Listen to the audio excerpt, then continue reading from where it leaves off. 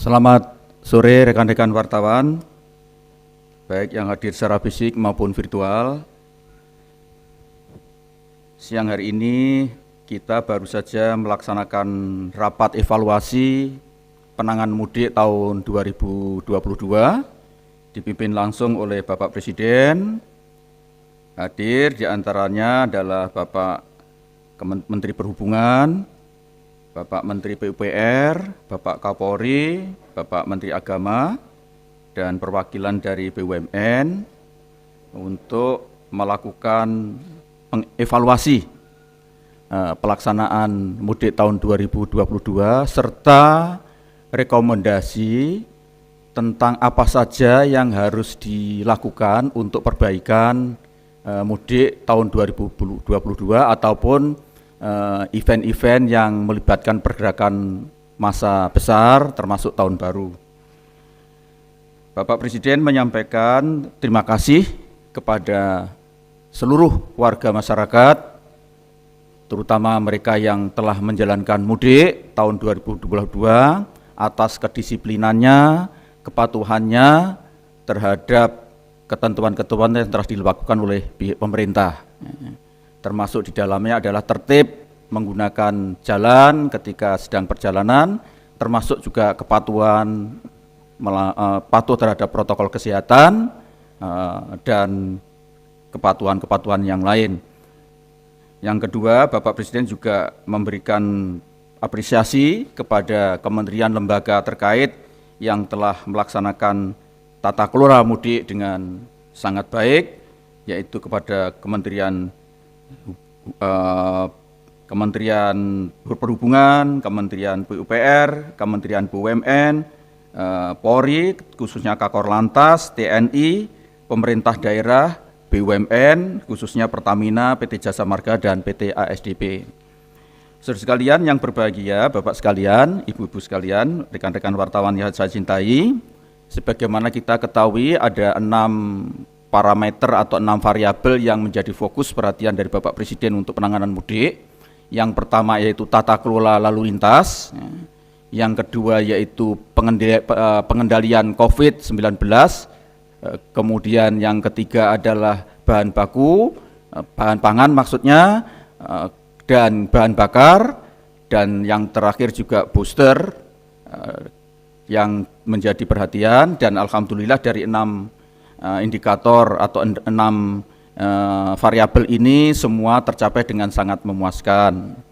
Saya kira rekan-rekan wartawan juga sudah membuat penilaian baik dari hasil survei maupun berbagai macam komentar dari mass media. Jadi baik dalam tata kelola lalu lintas, ketersediaan BBM dan bahan pokok, kemudian penanganan COVID, alhamdulillah sampai sekarang juga COVID tidak mengalami kenaikan yang cukup signifikan, bahkan cenderung menurun, dan juga capaian dari vaksinasi termasuk booster. Untuk selanjutnya, saudara sekalian, akan disampaikan oleh Bapak Menteri Perhubungan. Sekali lagi saya mengucapkan terima kasih atas dukungan rekan-rekan wartawan, terutama para pimpinan redaksi yang terus bekerja sama, saling berkomunikasi untuk berbagi informasi, terutama dalam kaitannya dengan mudik ini, khususnya dalam kaitannya dengan perjalanan.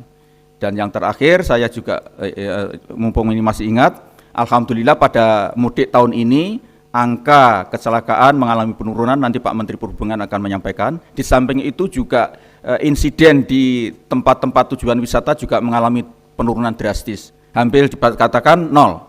Jadi angka fatal kejadian insiden di pariwisata, sektor pariwisata, di tempat-tempat wisata itu 0 insidennya.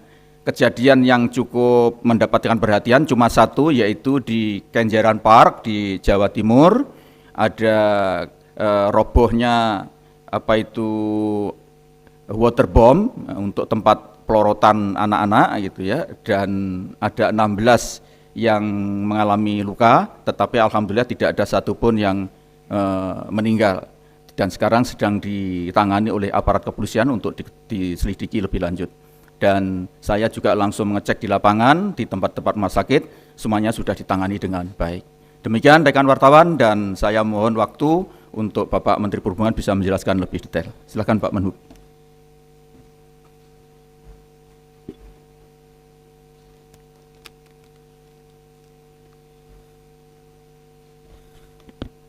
Terima kasih. Bismillahirrahmanirrahim. Assalamualaikum warahmatullahi wabarakatuh. Shalom, Om Swastiastu, dan salam kebajikan. Rekan-rekan wartawan yang kami cintai, bahwa Presiden sudah melakukan ratas sebelum mudik, dan hari ini kita dengan tajuk evaluasi mudik. Bahwa mudik dinilai berhasil, iya, dan oleh karenanya kami selain memberikan apresiasi pada kementerian lembaga yang berkoordinasi, khususnya Pak Menteri PMK yang sampai larut malam ikut kontrol. Kami juga mengapresiasi tentunya pemudik dan media yang sangat intensif menginformasikan berita-berita dan apa saja komunikasi yang harus dilakukan. Secara umum Bapak Presiden menyatakan apresiasi dan jangan lupa melakukan evaluasi.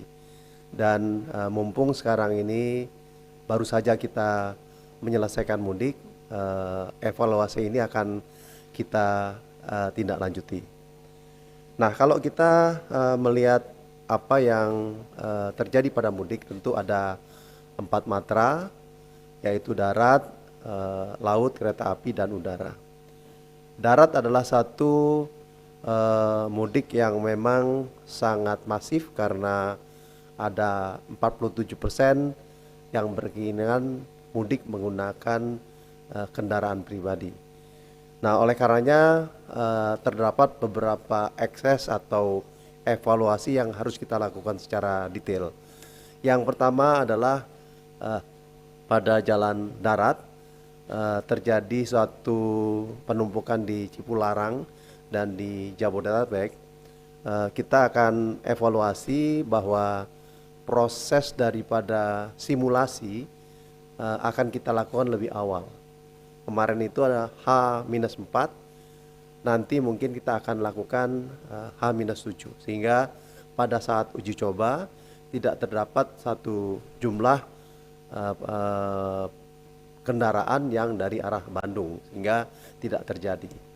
Yang kedua, di Jabodetabek memang pada saat dilakukan kontraflow terjadi suatu kemacetan-kemacetan. Nah, oleh karenanya kita akan upayakan kita mundurkan one way itu dari kilometer 70, dan untuk itu tentu ada infrastruktur yang harus dilakukan. Yang paling masif adalah memang prasarana, rest area, dan manajemennya.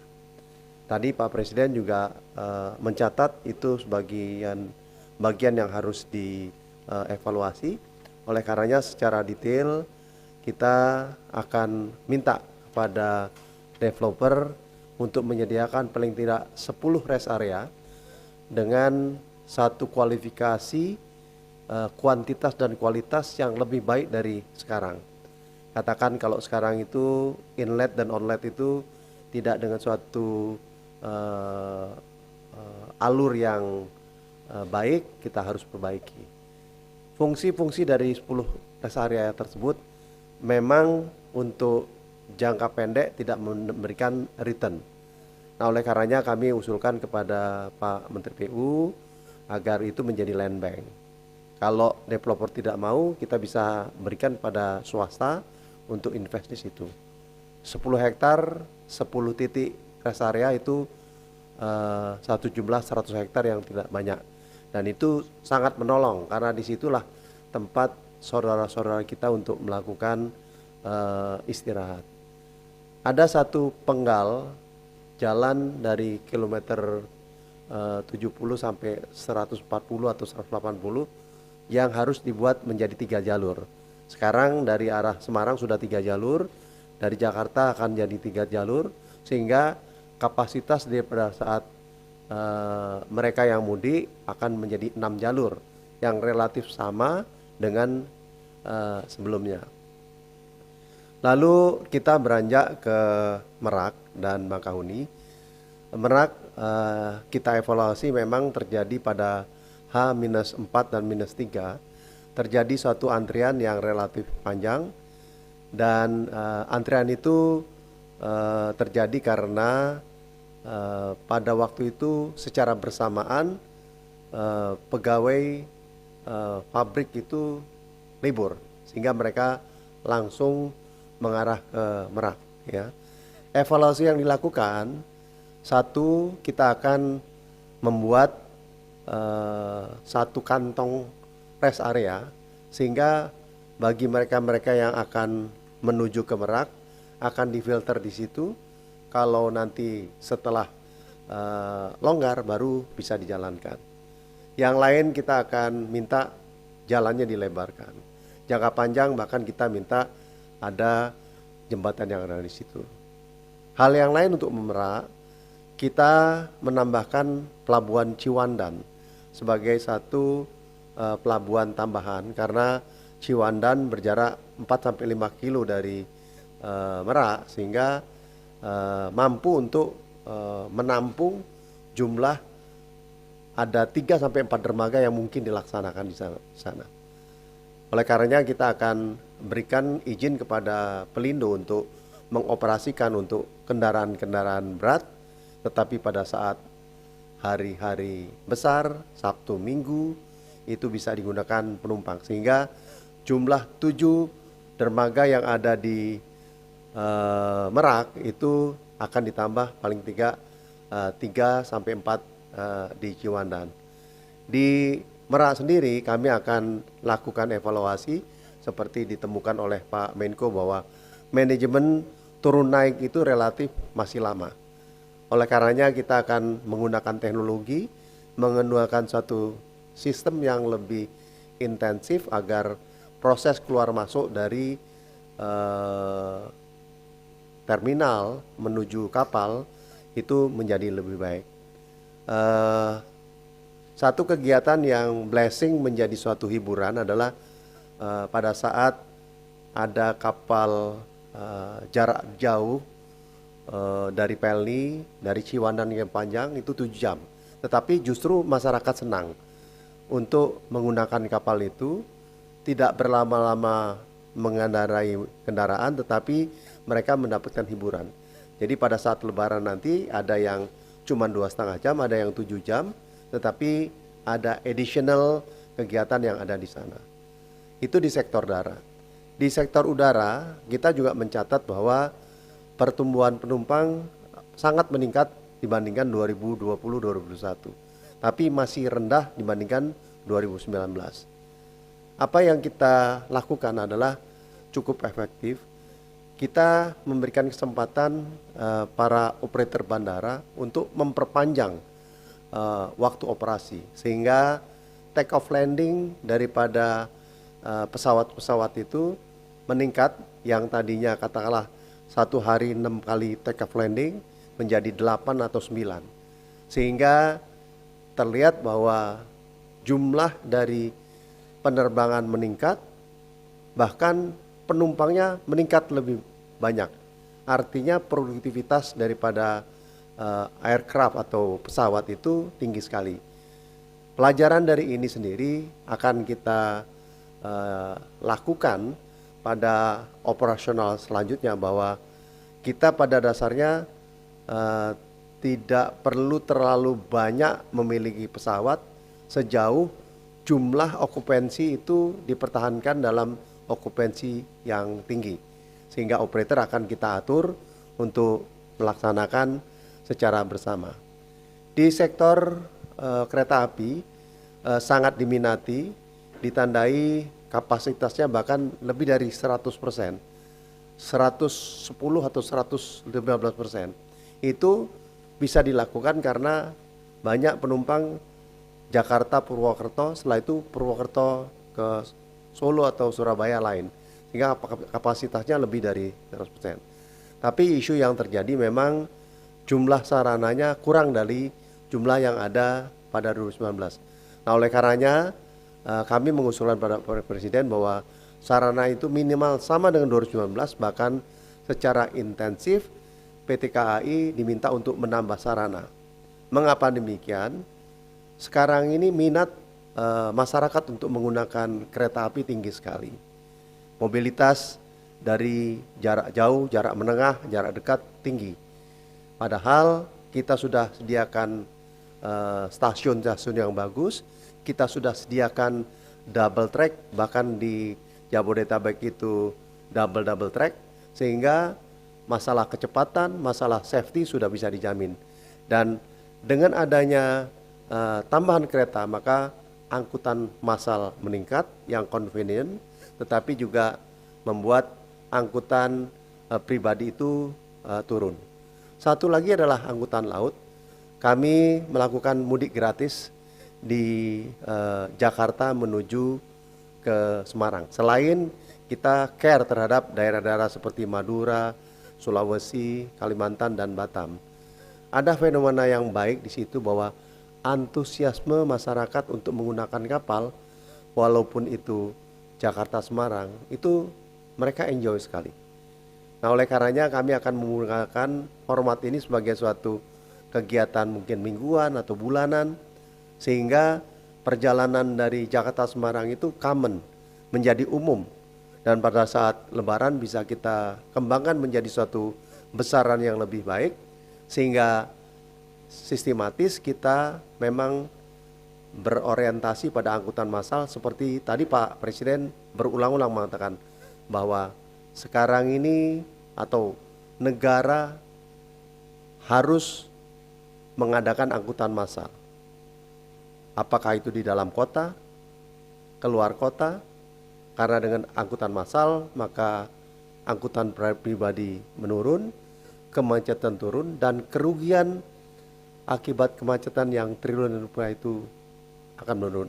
Oleh karenanya kita akan lakukan intensifikasi penggunaan bis, meningkatkan angkutan kereta api lebih banyak, dan membuat angkutan kapal baik itu ke Sumatera, ke Jawa Tengah, dan beberapa tempat meningkat.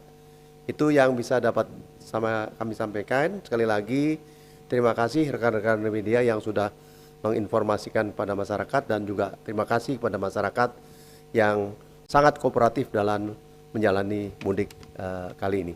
Terima kasih. Wassalamualaikum warahmatullahi wabarakatuh.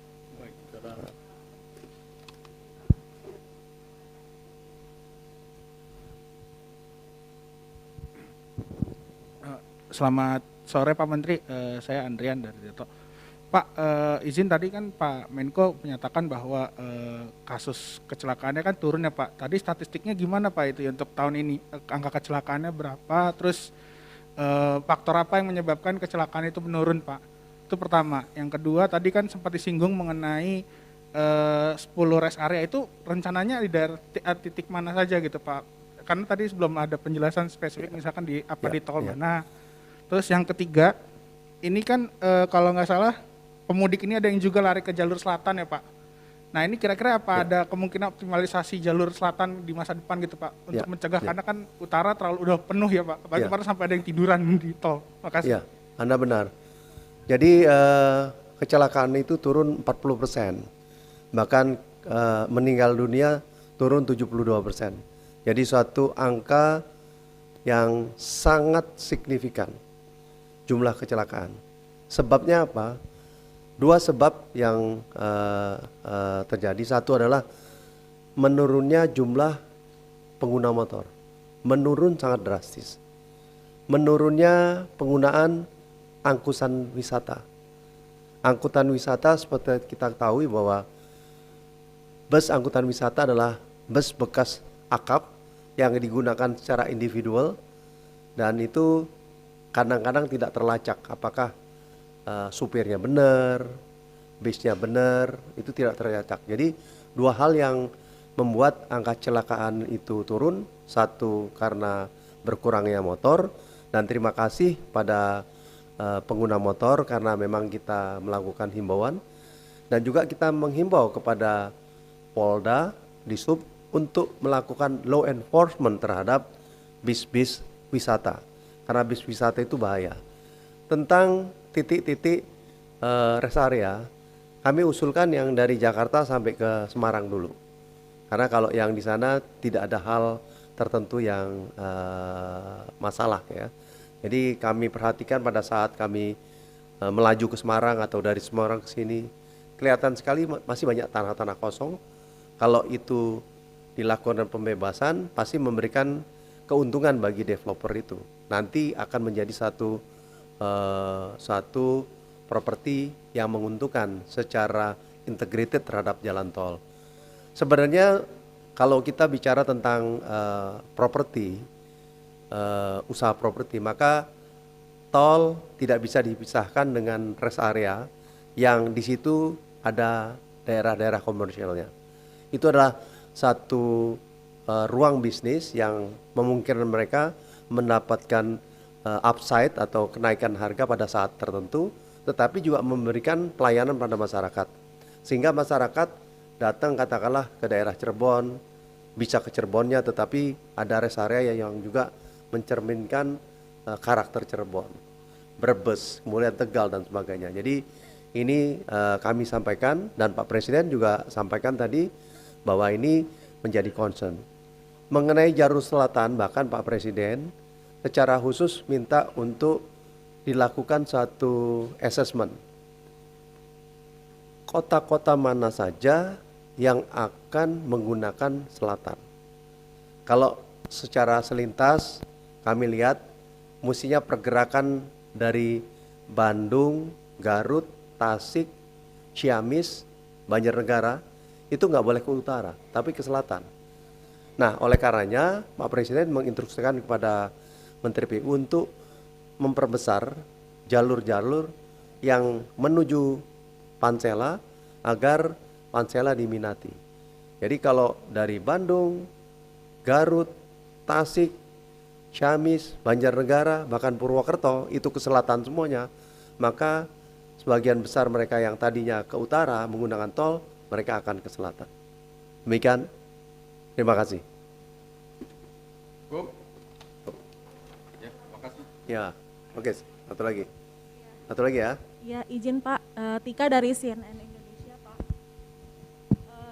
Tadi Bapak jelaskan selain dari sisi rekayasa lalu lintas, kita tahu ada kontraflow, one way dan segala macam, dan dari sisi manajemen waktu sendiri seperti apa ya Pak Menhub? Apakah cukup berdampak dengan adanya cuti bersama yang panjang dan juga kan ada work from home bagi ASN selama 1 pekan. Dan untuk Pak Muhadjir, mungkin tadi Bapak sempat menyebutkan kasus ini menurun ya Pak, tidak ada peningkatan kasus. Apakah ada pembahasan Pak, pemerintah dalam waktu dekat akan meniadakan PPKM atau bagaimana Pak? Terima kasih. Ya, mengenai manajemen waktu tadi juga dibahas. Secara khusus Pak Menteri PU melakukan satu usulan bahwa manajemen waktu ini akan dilakukan lagi. Artinya jumlah liburan itu akan diberikan panjang pada saat Lebaran. Bahkan fleksibilitas dalam bersekolah. Ini satu manajemen yang baik dan kami juga diskusi pengumuman Presiden untuk mudik lebih awal dan mudik lebih akhir dan sekolah daring, juga pengajuan cuti di luar itu juga menjadi catatan dan digarisbawahi oleh Presiden untuk dilaksanakan. Mengenai PPKM, silakan Pak. Jadi saya sebagai yang mendapatkan tugas dari Bapak Presiden untuk mengkoordinir, tadi saya singgung ada 6 variabel ya. Pertama itu saya ulangi lagi, tata kelola lalu lintas, ketersediaan BBM, dan alhamdulillah saya kira rekan wartawan tahu tidak ada masalah ini untuk BBM. Kemudian yang ketiga itu adalah kondisi COVID dan vaksinasi. Kemudian yang terakhir adalah ketersediaan bahan pokok dan bansos. Jadi 6 variabel ini alhamdulillah berjalan sesuai dengan perintah dari Bapak Presiden. Misalnya untuk bansos tahun ini itu untuk distribusi April, Mei, Juni itu diajukan semua. Jadi 3 bulan dirangkep pada bulan April sebelum Lebaran. Dengan demikian maka masyarakat yang kurang beruntung, yang kurang mampu itu bisa betul-betul ikut menikmati Lebaran ini karena bansosnya dimajukan oleh Bu Mensos dan Pak Menteri Desa itu 3 bulan dirapel di depan, bukan dirapel di belakang. Ini membuat mereka bisa menikmati. Ketersediaan bahan pangan, saya kira saya sudah selalu koordinasi dengan Pak Menteri Pertanian dan Pak Menteri Perindustrian. Alhamdulillah seandainya ada kenaikan itu kenaikan yang lumrah karena Lebaran. Yang paling menonjol, yang paling naik itu adalah ayam potong dan daging. Itu biasa karena Lebaran pasti pada masak opor, dan opor itu perlu ayam dan juga daging. Untuk yang lain saya kira semuanya berjalan dengan seperti yang sudah disinggung oleh Pak Menteri Perhubungan, karena dari semuanya itu memang tata kelola lalu lintas transportasi inilah yang sangat menjadi isu seksi setiap mudik itu. Kemudian mengenai PPKM, tentu saja kita dengan kondisi yang sudah semakin menurun ini, kita tinggal menunggu perintah dari Bapak Presiden, insya Allah itu adalah akan dilakukan oleh Bapak Presiden. Kita tunggu saja dan berdoa mudah-mudahan COVID terus semakin menurun sehingga kita betul-betul bisa menuju ke suasana yang jauh lebih nyaman, lebih baik gitu. Saya kira itu. Terima kasih.